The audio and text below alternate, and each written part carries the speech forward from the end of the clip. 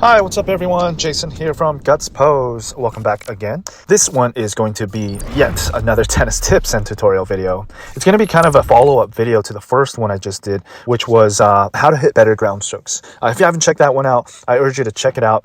Let me know what you think. I left a few simple but very, very useful tips I feel will help pretty much everybody. So let me know how it works for you. I certainly do hope it'll help your ground strokes. But anyway, for this video, it's going to be covering not only the ground strokes, but it's going to be more on a broader spectrum. Now we're kind of moving on to other areas of our game, right? So again, these concepts, they're so simple, and you're going to be like, what? I've heard of this, Jason. I know this stuff. Why are you telling me? Okay, but okay, when I start mentioning and describing some of these things, that's I will bet that's going to be your response. But I will bet you this: you are not practicing and putting these things to use enough. I will bet you. Okay, that's why I'm here to really, well, pretty much remind you and bring to your awareness that you got to start doing these things, because it's going to really elevate your game. It's something so simple, yet I think a lot of people disregard and not pay enough attention and time and effort into it. And that's why in a lot of ways I feel they are limited. And if you're not really exceeding or excelling as much as you feel you should, check these tips out, okay? Anyway, without further ado, I'm going to get straight into it. What are we talking about? We're talking about the 4 R's of tennis. R for Roberto, R for Roland Garros, and R for Rafa Nadal, right? Anyway, so the first R, right? Drum roll, please. The first R is going to be ready position. Wow, ready position, Jason. Wow, such magical tips there. So obviously, yes, ready position. We've all heard of it from the basic of all basics. But I want to briefly describe to you some of the things I feel are quite important that you need to have in order to have good ready position. So what are they? They are, first, you need to be in the right grip, okay? Let's take, for example, your returning serves, because that's kind of the first thing that comes to mind when you're thinking about ready position, right?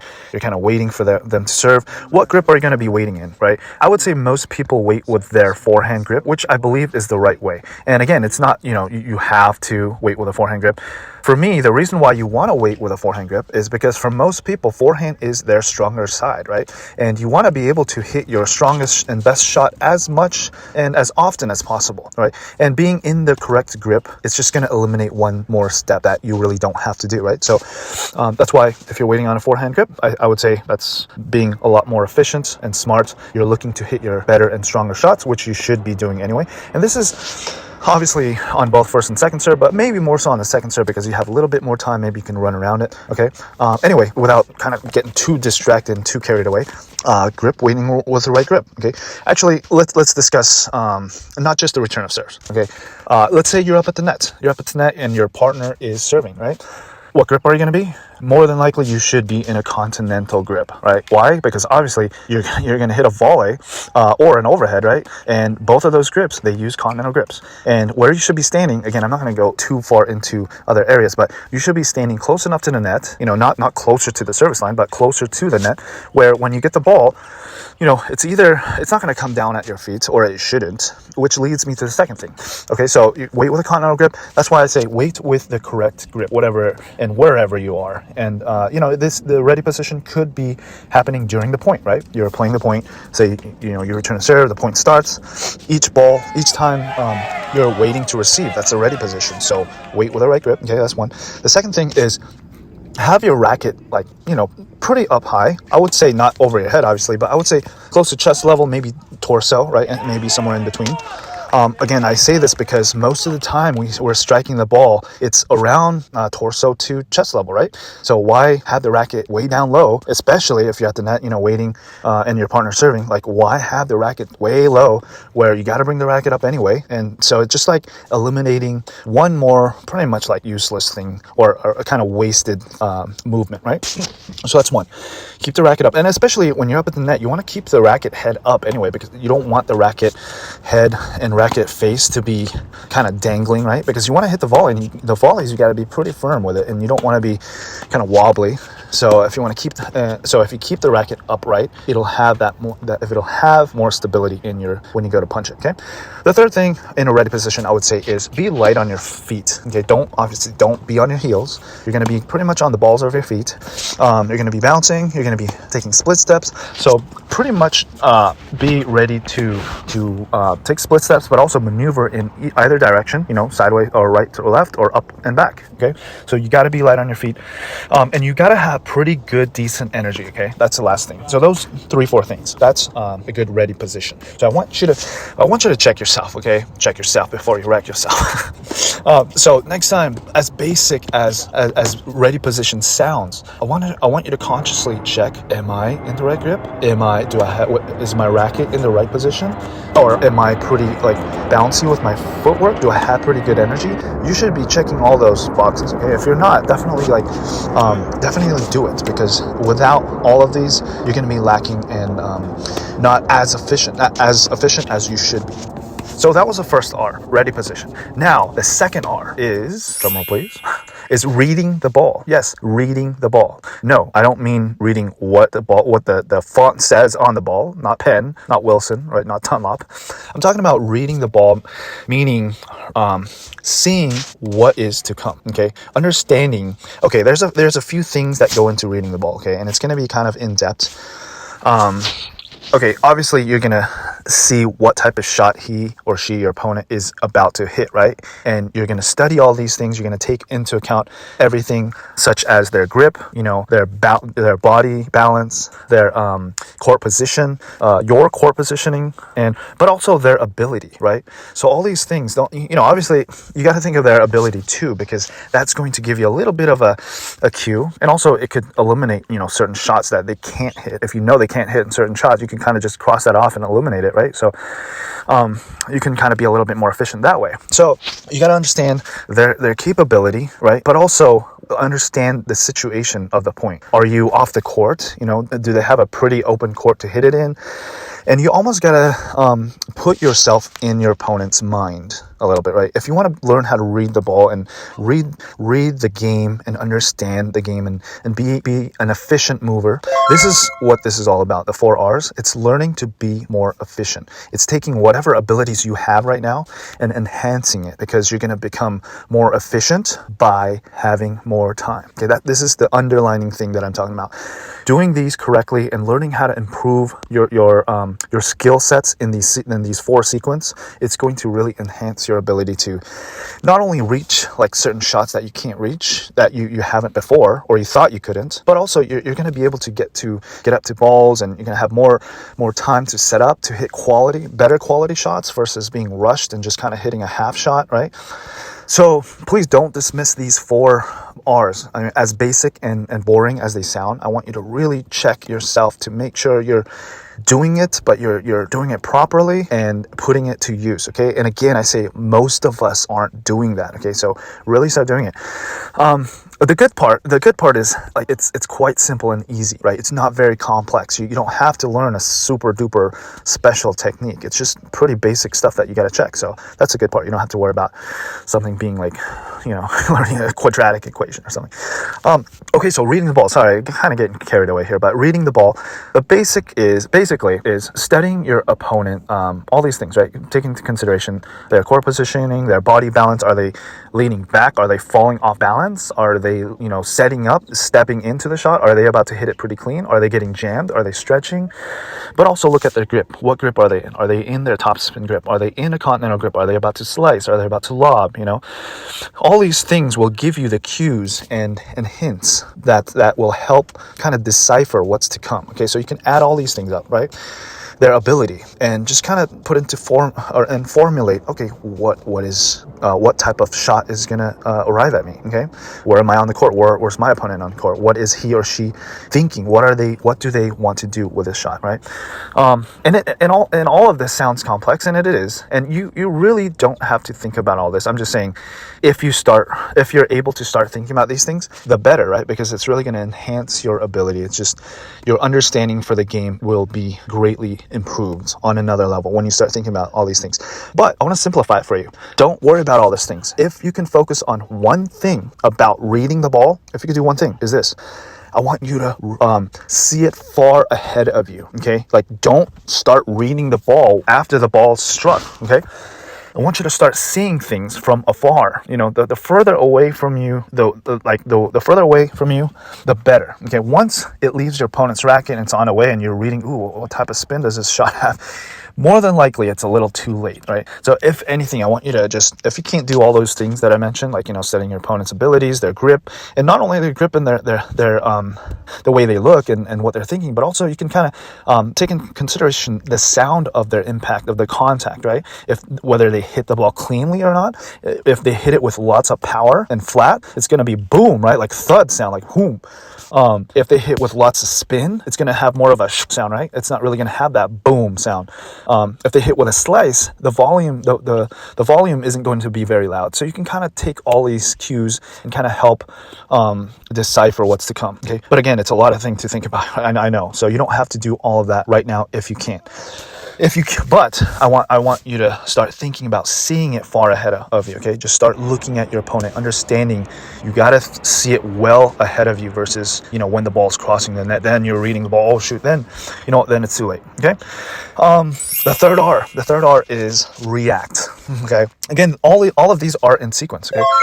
So you first are in a ready position. After you're in a good ready position, you're going to be reading the ball, right? Once you're able to read the ball well and correctly, you got to what? You got to react, right? So react. There's obviously, again, this is quite simple and easy concept. Everybody's heard of this. But the thing that we have to understand about reacting well, you know, on a tennis court is you've got to do it fast. You've got to do it quick and early.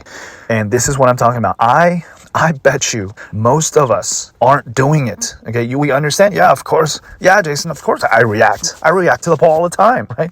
But are you reacting at the right time that you really should be, or you could be reacting at? And I will say this. I will say most likely not. And I want you to start reacting like earlier and quicker, okay? Again, check yourself as to when you start reacting. And this is more of a conscious effort, right? Right now, when you play, you're pretty much in autopilot. You are where you are, and you are where you've practiced. I don't know if you understand what I'm saying, but you are where you are right now from how you've practiced, right? And you're pretty much on autopilot right now. And some of these things that you've disregarded and are not doing is starting to catch up, such as these 4 R's. As basic as it is, you probably haven't been doing them properly, okay? So start doing them. React early, react fast. Those are the first 2 things. The movement on the tennis court should be like this. You should, boom, explode. First 2 steps need to be fast. It needs to be explosive, okay? Then when you get closer to the ball, then if you have time, then you got to start slowing down. You don't want to start slow, and whoop, and you ramp up speed, right? No, you don't want to do that. That's not how you want to move around the tennis court. The way you want to move around the tennis court, it's almost like a rhythm too. You want to go boom, fast, then slow, then hit, recover, boom, fast, slow down if you have time, and hit, okay? But sometimes you got to run through the ball. You can't slow down, because obviously if you slow down, you're not going to get to it, such as, you know, you're chasing a drop shot, okay? And again, I don't want to get carried away and start talking about too many things that are kind of off topic, but I do want to cover it, but let's get back on topic. So react, the first thing that comes to mind is just do it quick, do it early, and just try to get in a habit, okay? These last 2 R's, I mean, all 4 R's, you know, they're you got to get in a good habit with them. But these last 2 R's are really important for you to have, for you to get in a good habit to acquire, okay? So react, boom, quick. The 4th R is what? Recover, okay? After you've reacted, after you've hit the ball, you've got to recover, okay? That's important in tennis. I still remember when I was a junior, my coach harped on me during a lesson, and, you know, he was like, he hit the ball out wide to me, and I hit the shot, and I hit a good shot, right? And he's like, what are you doing? Get back, recover. Why are you admiring the shot? You know, and I'm like, oh, well, because it kind of looked good. You know, it felt good. But that's where a lot of us kind of get caught up. We hit the shot, and does that sound familiar? Do you do that, right? You hit a good shot, and you kind of like stare at it for a little bit. You're like, that's tasty. Yeah, I hit that. Yeah, let me admire it for a couple seconds, you know, maybe do a little pose, right? So I want you to really break the habit of admiring your shot or just getting stuck in the corner. I want you to recover. That needs to be your automatic response, okay? And you got to keep doing this. You got to continue to do these 4 R's, like consciously and what consciously well, right? Well, so many times, so much until it becomes a natural instinctual response, right? But if you don't do it properly, if you keep playing, I would say lazy, right? If you keep being sloppy and not really like in tune with these things, right? You're going to be limited. You're limiting yourself. Okay. So I want you to level up. I want you to put some effort in. And obviously it's not fun to be moving your feet. It's probably not fun to like sprint back to the middle, right? But this is all part of you leveling up. You need to be able to start doing this. And as you get better, as your level gets better, obviously your opponent's level gets better, right? You're going to be playing opponents that hit the ball harder, hit the ball faster, with more spin, with more slice, with more variety, right? And if you're not able to keep up, if you're not able to read the ball, if you're not able to react, if you're not able to recover, you're going to be falling behind and you're not going to be able to keep up with your opponent. Okay, that's why these 4 R's are so important. I hope you understand and you really get my point now. Okay, so recover. Just learn how to get your butt back into the middle of the court, you know, right after you hit. Okay, don't wait a second, don't hesitate, just make it your automatic response. Boom, hit. Obviously finish your shot if you have to, but then boom, right away. Don't stare at the ball and just stand where you are. Okay, just at least start taking a few steps back into the court. And I'm not saying okay, get back to the center of the court or middle of the court, right? But middle of the court, I'm not talking about the physical like hash mark on the baseline. Again, I'll probably talk about where the middle of court is during point play. It kind of varies all the time, but for this video, what I want you to understand and remember is for the recovery, just after you hit, don't just stand there, just hit the ball and just come back, okay, into the open court. At least that's what I want you to do. So those are the 4 R's. Again, they're pretty simple, right? But I have described to you the things that I think are very important for you to really get the checklist, you know, in each one of them. And it's in sequence, right? Again, ready position, read the ball, react, recover. Then it cycles again. Ready position, read the ball, react, recover. And all of this, guys, all of this happens continuously in a continuous cycle. When we're playing the point, it just keeps going around and around and around, right? And it goes fast. That's why I understand that you can't be thinking about all, 700 things at once. But that's why I want you to start practicing. During practice, check yourself whether you're in good ready position. Once you're able to do that, okay, level up. Next step. Can you read the ball? How well can you read the ball? Okay. Then how fast and how efficient can you move or react? And how well are you recovering? Just start checking yourself consciously. I bet you guys aren't doing that. And I will bet you, if you do this, okay, and if you improve these things, I will guarantee you will be getting to shots that you probably would have never imagined you can get. I will guarantee you, okay? And once you do that, once you experience those things, you're going to be like, oh my gosh, I could get those. I could actually make a play at it. Oh my God, I just won the point. I can't believe it. And guess what? You're going to want some more of that. You're going to be like, oh, I need some more. I need it. I want it, okay?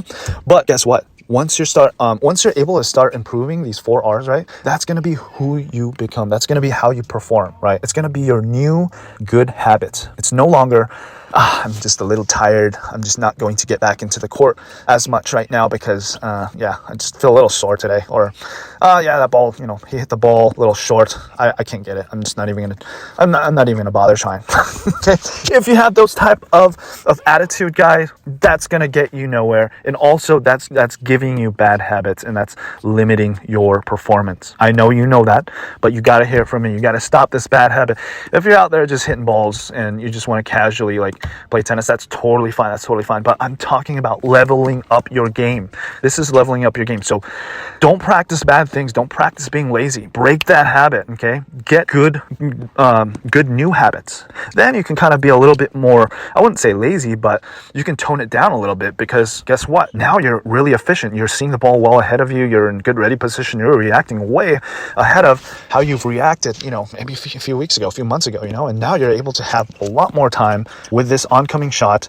You're able to decipher and understand that they've shanked the ball and it's going to curve into you. So now you've prepared ahead of time to give yourself a little bit more space so you're not going to get jammed at the last minute and try to, expend extra effort to try to just swat at the ball, So all of these things, it's going to improve and enhance your game. And I hope you understand and you believe it. But if anything, you've got to have a good attitude about it, okay?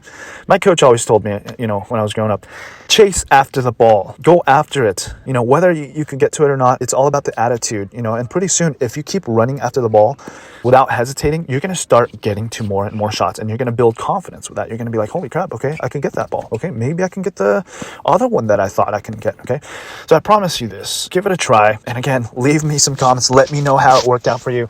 I appreciate it. Again, I'm going to end my video here. Thanks for hearing me rant and just go off and just kind of ramble on again. But hopefully, again, you took away some things that'll help you out. Merry Christmas, happy holidays, guys. You know, this is Christmas coming up. I want to get this out, but definitely be safe, enjoy, and see you on the next video. All right, take great care, guys. Thanks.